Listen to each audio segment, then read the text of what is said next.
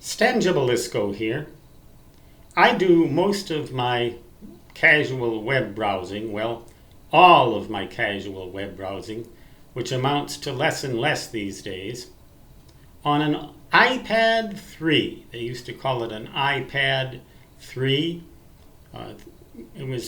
Came out first iPad with a really high definition, high resolution screen. And it still works to receive YouTube videos, weather radar, weather satellite data, and other essential information. And I've set it pretty much to reject all pop-ups. I do let it accept certain things because a lot of websites just won't function at all without them, but very few.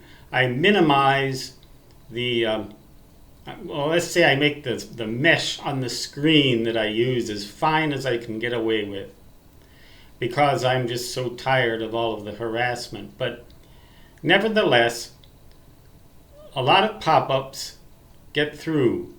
A lot of pop-ups even in the programming, even in the apps themselves. They pop up with the stupidest, most inane things, like I click on YouTube and it says you are signed out of YouTube. Do you want to sign in? Well, not always, but it'll pop that up. A lot of times they'll just go away if you click somewhere else or tap somewhere else on the screen. But when I'm looking for specific information, like for example on a medication, the side effects of a certain medication I might use, or things like that, an awful lot of pop-ups appear. Despite the fact that I've said block pop-ups, the pop-ups will appear, and they will also render the rest of the screen dark, so that they pretty much dominate the screen. I'm sure you've had this experience, and it's getting worse and worse. I'm also getting an increasing number of emails indicating that my sign-in to a particular app that I use is bogus or was suspicious or something like that, and we're going to email you a decryption code and all kinds of things.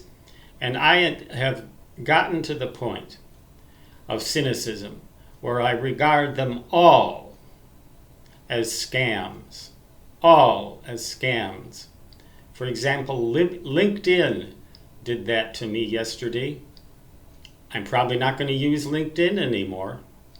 Microsoft email did it to me once, but I tried it again a few days later and it worked. So I might try LinkedIn a few days later and if it works, that's just fine. But if it says that my email or my attempt to get in was suspicious or pulls anything that gives even a remote chance of a scam, forget it. You're out. I am gradually narrowing and withdrawing my internet presence to email and YouTube and checking the weather to see whether or not we're going to have thunderstorms. Every time I turn on that iPad, before I even launch the activity for the iPad, the Washington Post will usually come up with several pop-ups having to do with a political nature. Trump such and so, Mueller such and so, blah blah blah blah blah such and so. But of course, to get that information from the Washington Post requires a subscription. You can see I'm ranting again, but what I'm getting at is that the internet is getting to be more and more of a chaotic, dangerous, and irritating place, and I am narrowing my presence on it to the very minimum of apps that I need to use. And as for the rest, I'm just withdrawing gradually away.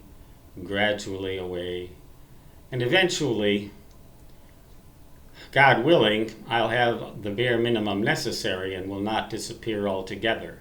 But as I've said, I'm quite ill and not getting better. So the day may come when I may just vanish. But for now, I'm here to bug you and to ask you, are you bugged by similar problems on your, it doesn't have to be an iPad, but anything. Ask websites not to track me.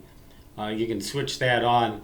To me, I regard that as the exact opposite. Let websites track me.